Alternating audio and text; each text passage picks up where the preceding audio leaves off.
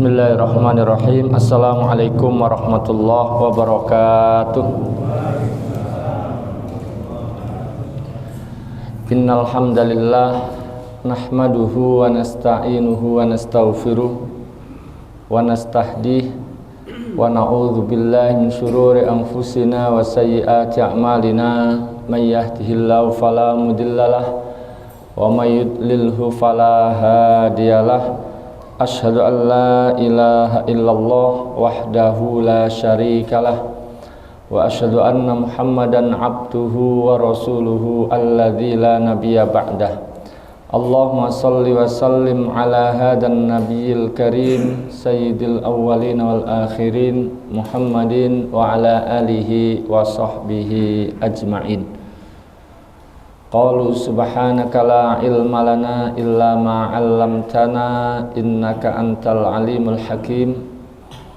Amsayna ala fitratil islam wa ala kalimatil ikhlas wa ala dini nabiyyina Muhammadin sallallahu alaihi wasallam wa ala millati abina Ibrahim hanifan muslima wa ma kana minal musyrikin. Allahumma inna nas'aluka khaira hadil lailah fathaha wa nasraha wa nuraha wa barakata wa hudaha wa na'udzubika min syarri ma fiha wa syarri ma ba'daha. Para jamaah sekalian, muslimin muslimat rahimakumullah,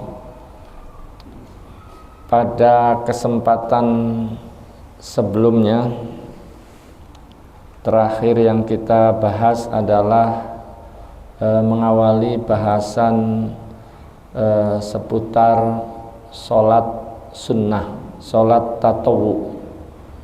Sudah kita bahas tentang urgensinya, ya, betapa pentingnya sholat sunnah bagi kita dikaitkan dengan sholat fardu, ya, bahwa sholat sunnah itu akan berfungsi sebagai penyempurna dari kekurangan-kekurangan yang ada pada sholat fardu.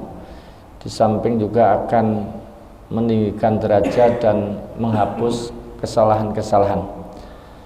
Para jamaah sekalian yang dirahmati Allah Subhanahu wa taala, juga sudah kita bahas tentang bahwa sholat sunnah itu sangat dianjurkan untuk dikerjakan di rumah agar rumah kita mendapatkan bagian dari cahaya dan keberkahan dari sholat yang kita laksanakan. Tentu beda dengan sholat fardu yang memang ditekankannya dilakukan di masjid berjamaah. Tapi kalau untuk sholat sunnah, ya seyukyanya juga tidak semuanya dikerjakan di masjid.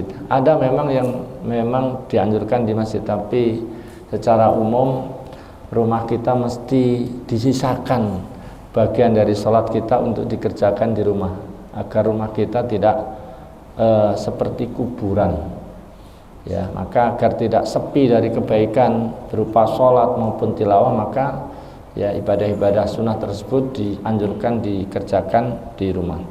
Para jamaah sekalian yang dirahmati Allah Subhanahu wa taala, juga sudah kita bahas bahwa sholat sunnah itu boleh dilakukan dengan duduk, ya. Meskipun orang itu sanggup melakukannya dengan berdiri. Beda dengan sholat fardu yang selagi masih mampu dilakukan berdiri, maka tidak boleh dilakukan, ya, dengan duduk atau dengan berbaring, ya. Selagi masih mampu dilakukan dengan berdiri, harus dengan berdiri. Para hadirin sekalian yang dirahmati Allah Subhanahu wa taala, begitu pula sudah kita bahas tentang sholat sunnah, ya. Pembahasan tentang pembagian sholat sunnah, bahwa sholat sunnah itu ada yang mutlak, ada yang muqayyad. Nah, yang muqayyad ini ada yang rawatib yang mengiringi sholat fardu, dan ada yang selain rawatib. Nah, seingat saya pada titik ini bahasan kita ya. Ini saya sampaikan tadi untuk mengingatkan ketersambungan antara bahasan kita sebelumnya yang mungkin sudah terjeda sekian bulan ya dari sekarang, sehingga perlu diingatkan kembali bahwa bahasan kita adalah terkait dengan itu. Para jemaah sekalian, sekarang kita akan membahas lanjutan tentang sholat sunnah yang masuk dalam kategori muqayyad, yaitu khususnya tentang sholat rawatib ya, utamanya yang muakkad.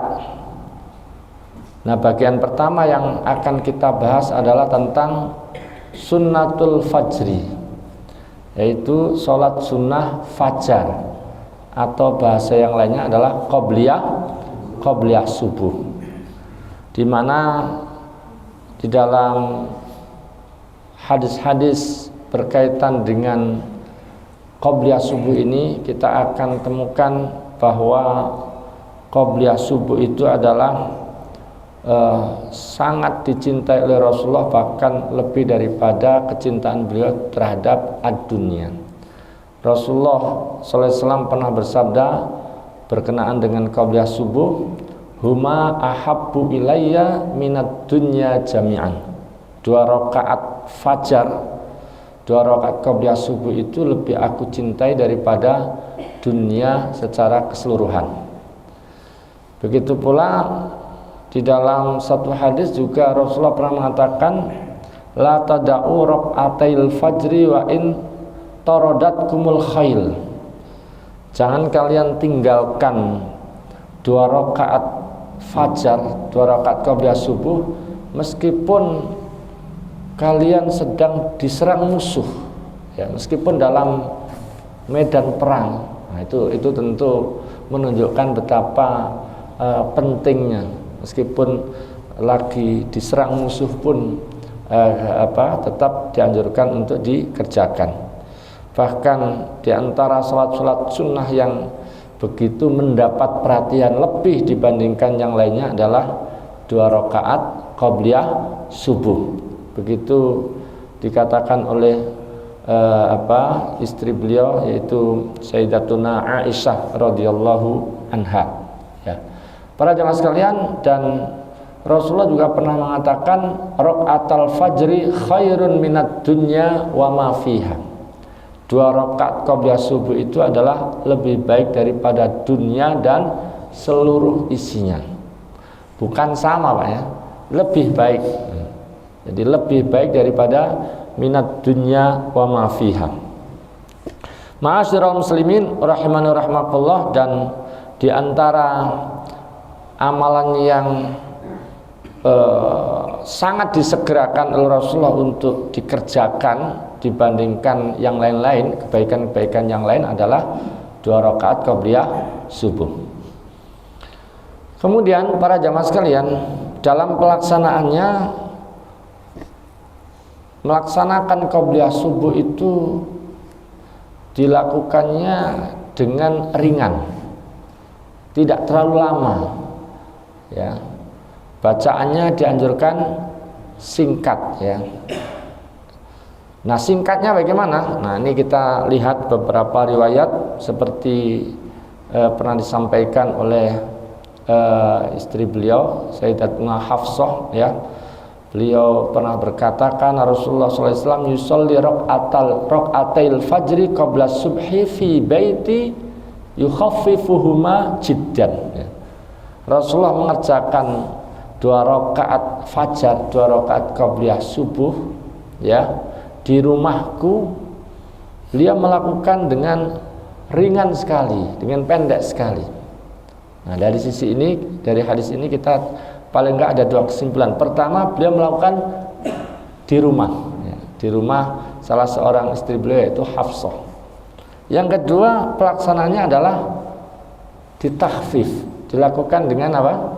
Dengan singkat, dengan ringan. Karena itu ya, sahabat seperti ya Ibnu Umar radhiyallahu anhuma juga melakukan hal yang sama. Karena beliau adalah orang yang sangat sangat komitmen dengan sunnah-sunnah Rasulullah Shallallahu Alaihi Wasallam. Bahkan saking cepatnya, saking ringannya, sehingga pernah Aisyah itu mengatakan sampai saya ragu Nabi tadi itu baca Fatihah enggak ya, gitu. Hatta inni la asyukku aqra'a fihi ma bi Fatihatil kitab amla. Sampai saya itu ragu Rasulullah tadi itu baca Fatihah enggak ya, gitu ya. Tentu baca. Ya enggak mungkin enggak baca, karena memang ya Fatihah itu kesimpulan para ulama adalah rukun daripada sholat, baik sholat fardu maupun sholat sunnah. Para hadirin sekalian rahimani rahimakumullah. Nah, apa yang dibaca ada beberapa riwayat ya. Pertama, riwayat yang menerangkan bahwa beliau ketika qobliyah subuh itu di rakaat pertama setelah membaca Al-Fatihah, beliau membaca surah Al-Kafirun ya. Nah, di rakaat kedua setelah Fatihah membaca surah Al-Ikhlas. Ya, ini seperti dalam hadis yang diriwayatkan oleh Imam Ahmad ya, bahwa Aisyah berkata, "Kana Rasulullah sallallahu alaihi wasallam yaqra'u fi rak'atail fajri qul ya ayyuhal kafirun wa qul huwallahu ahad wa kana yusirru biha." Beliau membacanya dengan sirriyah ya, dengan sirriyah. Para hadirin sekalian rahimani rahimakumullah, begitu pula dalam hadis yang lain ya. Bahkan dalam satu riwayat ada seorang ketika melaksanakan qobliyah subuh ya, kemudian pada rakaat pertama setelah Fatihah membaca surah Al-Kafirun sampai selesai, Nabi berkomentar begini, "Hadza 'abdun arafa rabbah." Orang ini adalah seorang hamba yang arafa rabbah, mengenal Tuhannya, mengenal Allah. Dia makrifah sekali dengan Allah gitu ya. Kemudian ketika di rakaat kedua, si fulan ini, si laki-laki ini ya, ketika setelah Fatihah membaca qul huwallahu ahad sampai selesai, Rasulullah mengatakan, "Hadza 'abdun amana bi rabbih." Dia adalah seorang hamba yang betul-betul beriman kepada Tuhannya, kepada Allah ya. Maka kemudian sahabat Talha mengatakan, "Fa ana uhibbu an aqra'a bihataini surataini fi hataini rak'ataini."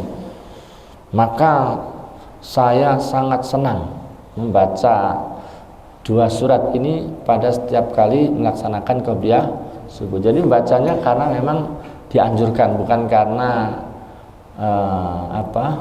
bukan karena ya hanya itu yang dihafal, bukan, tapi karena memang itu yang dilakukan oleh Rasulullah, yaitu yang ketika ada orang melakukannya, Rasulullah memberikan komentar pujian ya, pujian, dan tentu itu adalah menunjukkan sangat dianjurkan. Para hadirin sekalian rahimakumullah. Nah, sebagai variasi juga bisa membaca ayat yang lain ya. Jadi bukan hanya paket qul ya ayyuhal kafirun maupun qul huwallahu ahad, tapi juga di rakaat pertama bisa dibaca surah Al-Baqarah ya. Surah Al-Baqarah ayat 136. Nanti di rakaat kedua surah Ali Imran ayat 64 ya. Surah Al-Baqarah yang ayat 136 itu, qulu amanna billahi wa ma unzila ilaina wa ma unzila ila Ibrahim wa Ismail wa Ishaq wa Yaqub wal asbat wa ma utiya Musa wa Isa wa ma utiyan nabiyyuna min rabbihim la nufarriqu baina ahadin minhum wa nahnu lahu muslimun. Nah ini.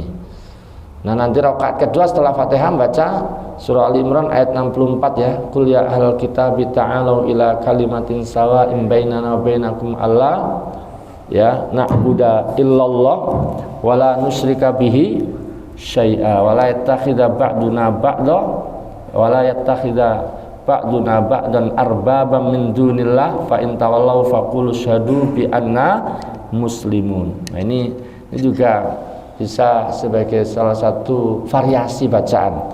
Atau nanti di di riwayat yang lain itu selain membaca itu juga bisa membaca surah Ali Imran ayat 52 ya. Falamma ahassa Isa minhumul kufra qala man ansari ilallah qala al hawariyuna nahnu ansarullah amanna billahi washhad bi anna muslimun. Ini juga berdasarkan hadis Nabi sallallahu alaihi wasallam. Para jamaah sekalian, nah boleh enggak hanya Fatihah saja? Nah, mu'allif kitab fikih sunnah mengatakan wa yajuzul iktisaru alal fatihati wahdaha. Boleh, ya kadang-kadang ya, boleh hanya membaca Fatihah saja. Ya. Lima taqaddama an Aisyata anna qiyamahu sallallahu alaihi wasallam kana qadra ma yaqra'u Fatihatal kitab. Ya, berdasarkan ya hadis Nabi sallallahu alaihi wasallam yang diriwayatkan oleh istri beliau Aisyah bahwa ketika beliau melaksanakan qobliyah subuh itu beliau membaca seukuran bacaan surah Al-Fatihah. Jadi boleh. Kadang-kadang kita hanya pada qobliyah subuh itu hanya surah Al-Fatihah. Para hadis sekalian yang dirahmati oleh Allah Subhanahu wa taala, kemudian di sini juga dijelaskan ya tentang anjuran setelah qobliyah subuh kalau masih ada waktu untuk membaca doa ya, untuk membaca doa. Doa apa? Allahumma rabba Jibril wa Israfil wa Mikail wa Muhammad an-Nabi sallallahu alaihi wasallam a'udzubika minan nar. Nah, ini bacaan kalau bisa dibaca setelah qobliyah subuh ya. Ini seperti disebutkan oleh Imam Nawawi dalam kitab Al-Adhkarnya ya, bahwa di situ disebutkan ada seorang sholat ya qobliyah subuh ya, qobliyah subuh, dan Rasulullah SAW sholat di dekat beliau ya, di dekat orang tersebut. Kemudian orang itu mendengar Nabi setelah qobliyah subuh itu membaca doa tadi, Allahumma rabba Jibril wa Israfil wa Mikail wa Muhammadin ya an-Nabi sallallahu alaihi wasallam a'udzubika minan nar. Itu dibaca 3 kali. Coba saya baca, Bapak Ibu sekalian ikuti. Allahumma rabba Jibril wa Israfil wa Mikail wa Muhammadin an-Nabi sallallahu alaihi wasallam a'udzubika minan nar. Allahumma rabba Jibril wa Israfil wa Mikail wa Muhammadin an-Nabi sallallahu alaihi wasallam a'udzubika minan nar. Nah, ini dibacanya tiga kali. Atau juga ketika subuh hari Jumat ya, itu sebelum sholat subuh itu dianjurkan membaca apa?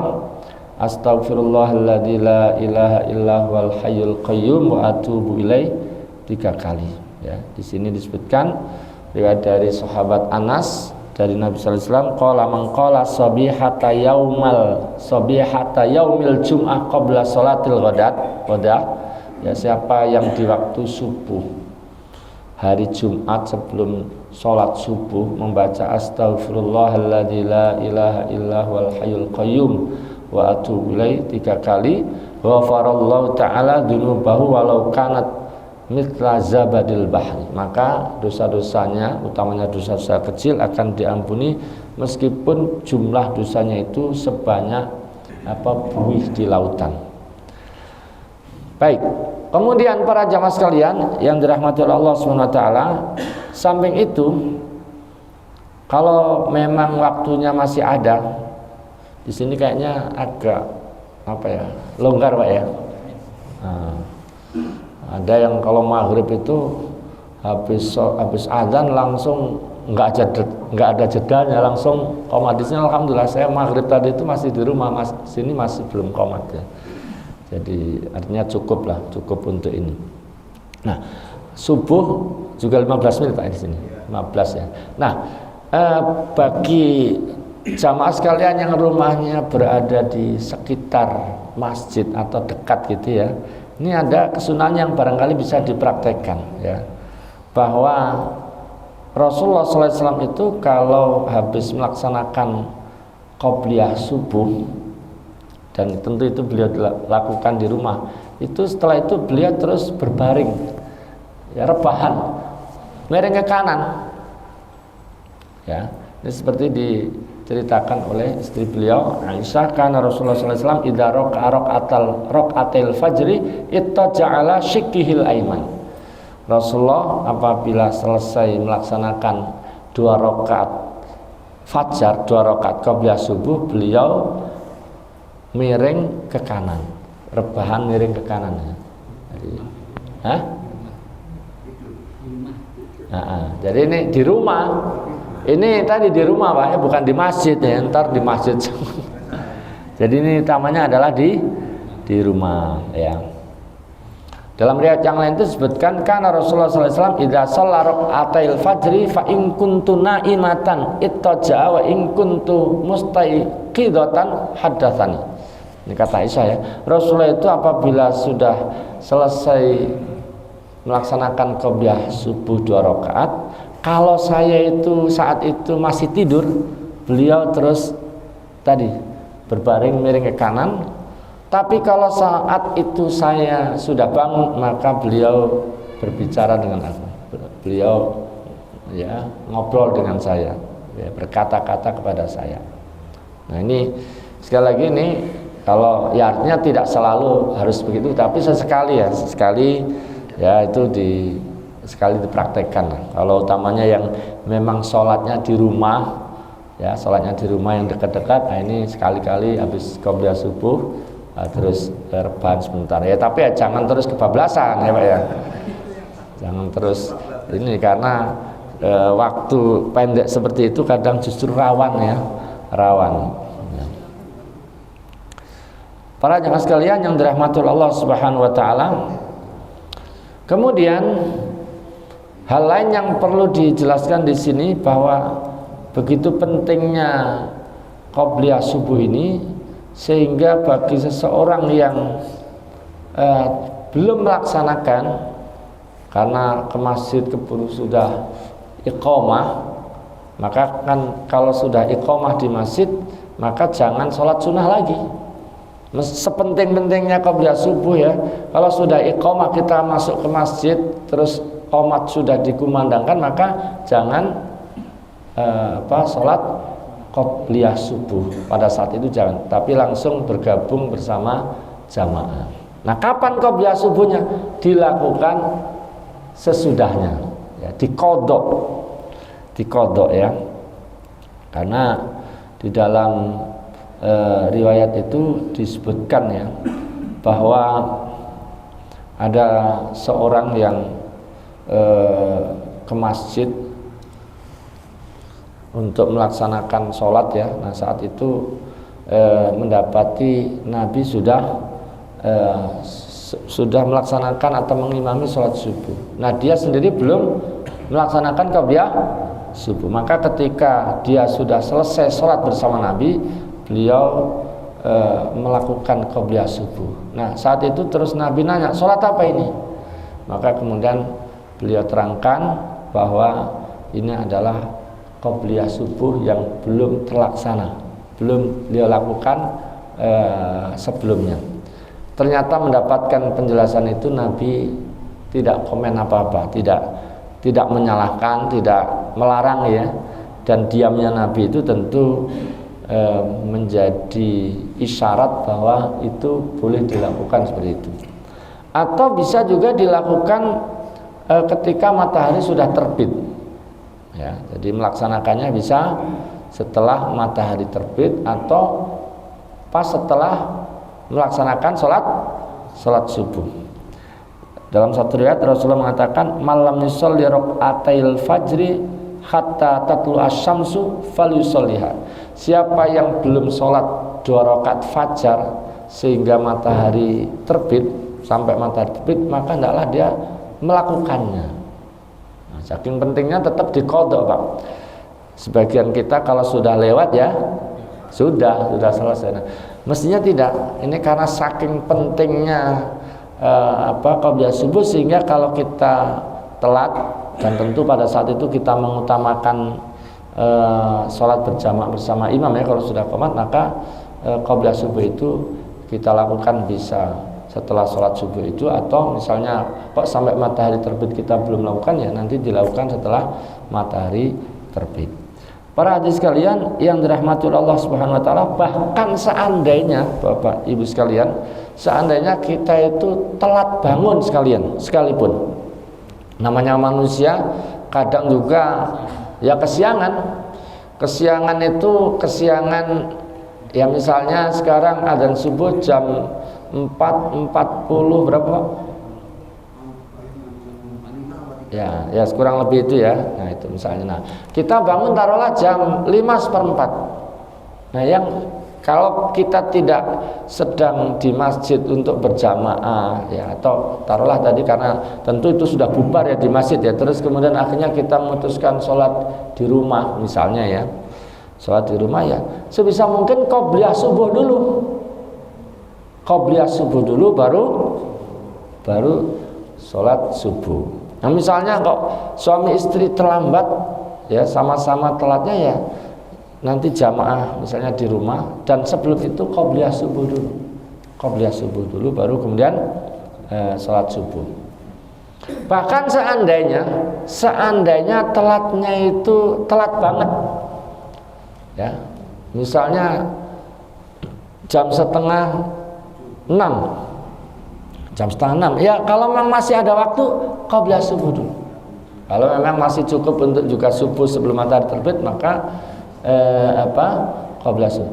Bahkan Nabi SAW itu pernah, jamaah sekalian, ketika dalam safar bersama kaum muslimin, bersama rombongan, beliau itu kesiangannya itu bangun-bangun karena terik matahari, belum sholat subuh semuanya, satu rombongan itu ketiduran semua, Pak. Nah apa yang terjadi? Qabliyah subuh dulu, adzan dikumandangkan, kemudian Rasulullah qabliyah subuh, kemudian baru iqamah, baru kemudian sholat subuh. Kalau sebagian kita jangankan qabliyahnya, kalau udah kesiangan begitu kadang malah nggak sholat subuh karena mungkin ngejar, mungkin yang kuliah, yang sekolah, yang kerja langsung dulu kan. Mestinya tetap subuh ya, subuh dulu. Atau dan kalau masih mungkin kan ya tadi qabliyah subuh dulu. Nah, jadi ini artinya anjuran untuk diqadha ya, diqadha. Makanya muallif kitab Fiqh Sunnah mengatakan dari berbagai macam riwayat tadi itu disimpulkan annaha tuqda qabla tulu'i syamsi wa ba'da tulu'iha, bahwa qabliyah subuh itu diqadha baik sebelum matahari terbit ataupun sesudah matahari terbit, sawa'un kana ya fawatu hali udrin aw li ghairi udrin. Bahkan beliau katakan bahkan diqadhanya itu baik karena terlewatkannya qabliyah subuh itu karena uzur atau tanpa uzur.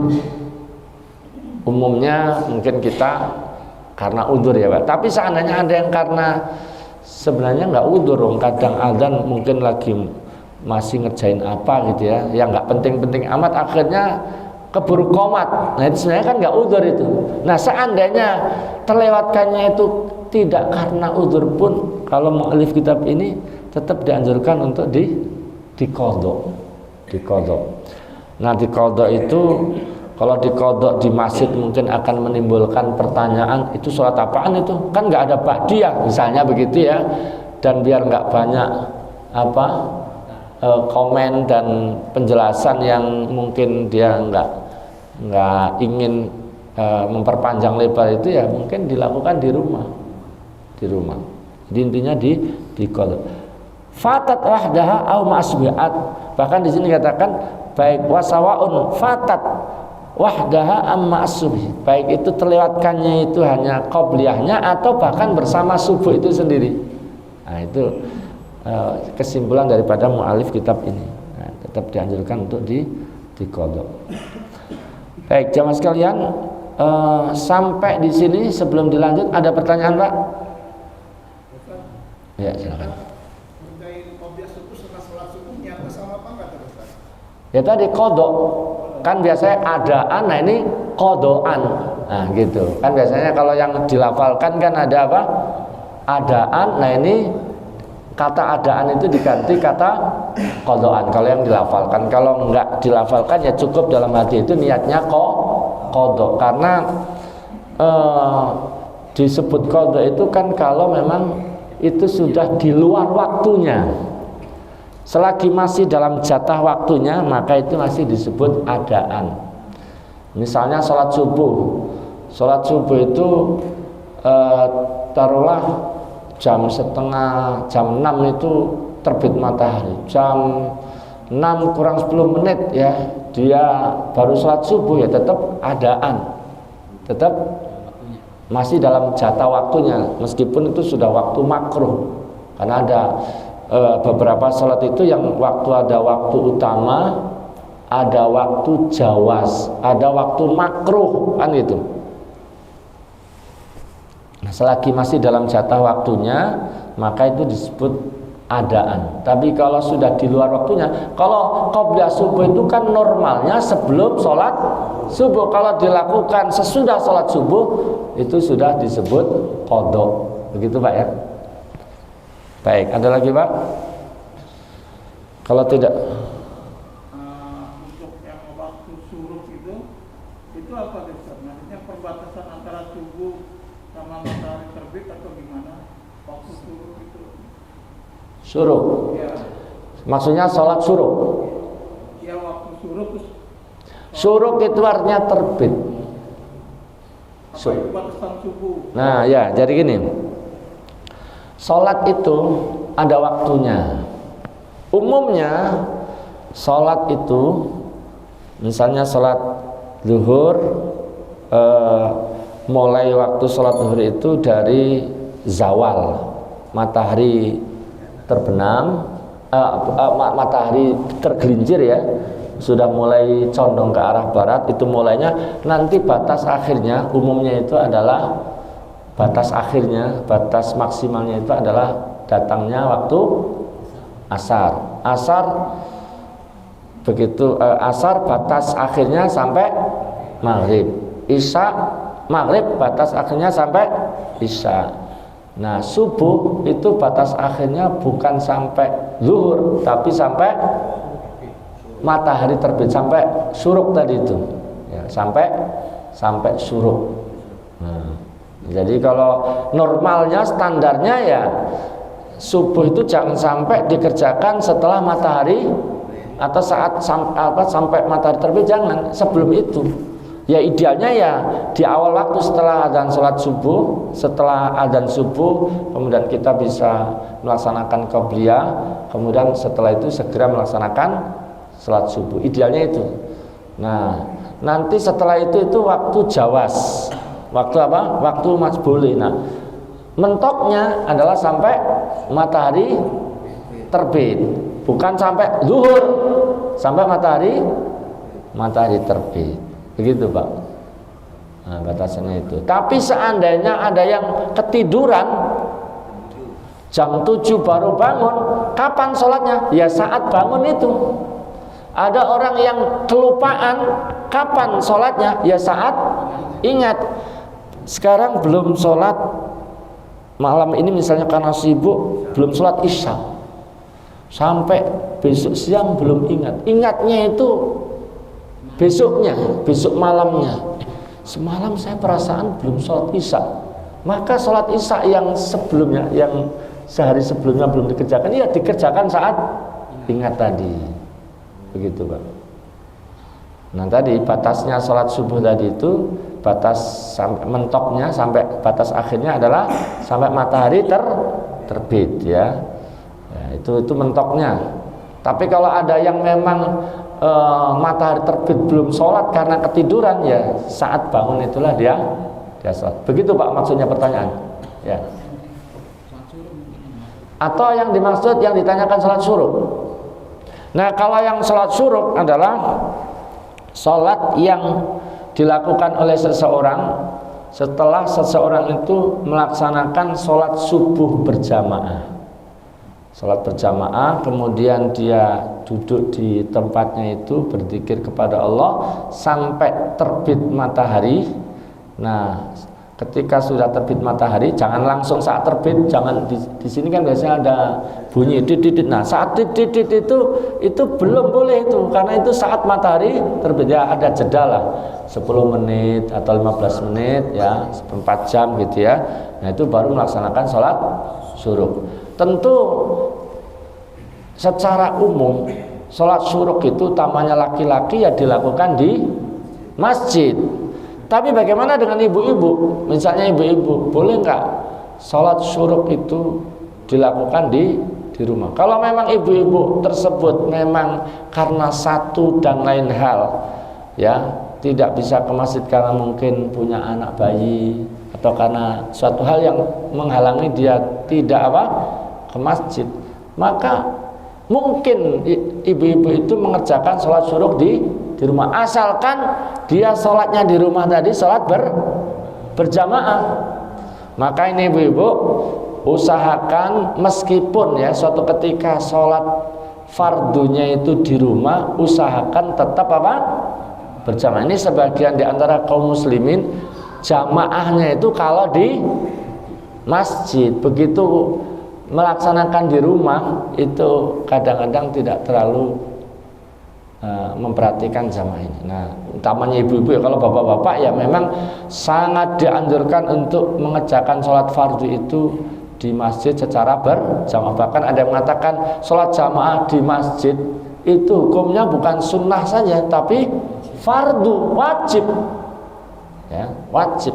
Orang buta yang dia tidak ada yang nuntun ke masjid ya, selagi kupingnya masih mendengar adzan dikumandangkan oleh Rasulullah masih disuruh datang. Bagaimana dengan yang tidak buta? Nah, ini utamanya bagi laki-laki. Nah, bagi ibu-ibu ya kalau memang berhalangan tidak bisa sholat berjamaah di masjid, maka boleh mengerjakan sholat di rumah. Dan untuk kaitannya dengan sholat syuruk tadi itu, menurut bacaan yang kita baca, dimungkinkan ibu-ibu yang tidak bisa melaksanakan sholat berjamaah di masjid, sholat subuh, maka dia mengerjakan sholat subuh berjamaah di rumah. Dan kalau ingin sholat syuruk ya tadi, setelah itu dia tetap berada di tempat dia sholat tadi, berzikir, entah itu zikir pagi, kalau masih belum ini ya dilanjutkan dengan baca Quran atau doa sampai matahari terbit. Nah, begitu matahari terbit ya kurang lebih 10 menit, 15 menit setelah itu mengerjakan sholat 2 rakaat. Nah, itulah yang disebut dengan sholat syuruk, yang fadilah dan keutamanya adalah seperti melaksanakan ibadah haji dan umroh, pahalanya bukan menggantikan ibadah haji. Kalau yang belum haji dan sudah mampu itu bukan sebagai pengganti ya, dia tetap punya kewajiban untuk melaksanakan ibadah haji. Begitu Pak ya. Ada lagi Pak? Misal kita pas bangun itu waktu syuruk yang diharamkan untuk sholat itu idealnya gimana Ustaz? Apakah nunggu syuruk dulu apa langsung? Kalau yang tidak boleh sholat, ada sekian waktu di mana tidak boleh sholat itu adalah sholat-sholat sunnah, kayak sholat sunnah mutlak gitu. Tapi kalau sholat-sholat yang memang ada sebabnya, bahkan sholat sunnah yang ada sebabnya, itu nggak apa-apa. Apalagi kalau kaitannya dengan sholat subuh, memang waktunya sholat subuh bagi orang yang ketiduran ya saat bangunnya saat matahari terbit, ya memang saat itu. Yang nggak boleh itu adalah utamanya yang memang sholat-sholat sunnah mutlak. Ya, kadang kita kepikiran karena ada hadis yang waktu yang diharapkan untuk sholat, terus ada hadis yang waktu kita ingat sholat gitu, misalkan kita bangun langsung sholat gitu. Ya. Jadi Pendapat yang rajih menurut kami adalah bahwa kalau memang bangunnya atau ingatnya itu saat matahari terbit, maka itulah waktunya. Nah, itulah waktunya. Bahkan misalnya jangankan yang sholat subuh tadi Pak ya, kalau dalam mazhab Syafi'i itu misalnya sholat sunnah yang ada sebabnya, misalnya tahiyatul masjid. Kalau Bapak masuk masjidnya itu saat apa? Saat memang itu tadi, saat memang dilarangnya sholat, karena itu termasuk sholat yang memiliki sebab, itu nggak apa-apa ya, termasuk yang tidak apa-apa. Termasuk nanti dalam bahasan sholat setelah tawaf. Setelah apa? Setelah tawaf itu kan ada sholat 2 rakaat di belakang makam Ibrahim. Itu yang menurut yang kami baca adalah bahwa meskipun itu di waktu-waktu yang terlarang sholat ya, karena itu dikategorikan sebagai sholat-sholat yang memiliki sebab gitu Pak. Nah itu yang sholat sunnah. Adapun yang sholat fardu ya memang begitu waktunya. Tentu yang kita kuatkan adalah tadi bahwa waktunya adalah saat ingat atau saat dia bangun. Kebetulan bangunnya pada saat terbit ya sudah nggak apa-apa saat itu. Nah, itu utamanya yang dilarang tadi adalah yang sholat sunnah mutlak yang memang nggak ada sebab apapun gitu. Wallahu taala alam. Jadi begitu bangun asyura mau salat subuh kan qobliyah dulu. Qobliyahnya nggak boleh karena mati subuh. Ya misalnya mau ini kan yang ditanyakan subuhnya ya, subuhnya. Tapi kalau qobliyahnya ya bisa agak ini. Ya. Kalau kasusnya Nabi tadi itu memang pas bangun itu matahari sudah panas itu ya, terasa terik, berarti nggak pada saat terbit ya. Nah jadi kalau misalnya seperti ya bisa dimundurkan ininya apa qobliyahnya. Wallahu alam bishawab. Sudah isya ya? Baik jamaah sekalian, mudah-mudahan apa yang disampaikan ini bermanfaat. Dan mungkin yang paling tekankan adalah tentang kodok tadi itu ya. Mungkin sebagian di antara kita kalau sudah lewat biasanya sudahan nggak dikerjakan. Ini mungkin titik tekan dari pelajaran ini. Kalau yang lain-lainnya saya kira ini sekedar murojaah ya. Tapi yang paling tekankan tadi itu anjuran mengkodok tadi. Bahkan seandainya kita terlambat ya, kesiangan tadi itu sebagian kita itu udah nggak qobliyah, padahal Nabi bahkan kesiangan banget itu masih qobliyah subuh. Atau kadang-kadang di antara kita ya kalau sudah lewat udah batal, utamanya ba'diyah ya, udah batal, udah enggak lagi. Nah itu kalau yang ghairu muakkad mungkin, tapi kalau yang muakkad ya, yang muakkad itu meskipun sudah batal, sudah ada aktivitas setelahnya ya, kalau memang belum ya tetap dilakukan gitu ya. Nanti kita akan berikan bukti-bukti yang lain ya di kesempatan berikutnya, utamanya ketika membahas sholat sunnah zuhur baik qobliyah maupun ba'diyah, karena sholat zuhur qobliyah ba'diyah itu termasuk yang muakkad ya, muakkad. Dan ada riwayat-riwayat yang menunjukkan bahwa ketika terlewatkan itu Nabi tetap melakukannya ya, meskipun sudah di luar waktunya. Subhanakallahumma hamdika asyhadu an la ilaha illa anta astaghfiruka wa atubu ilaik. Assalamualaikum warahmatullahi wabarakatuh.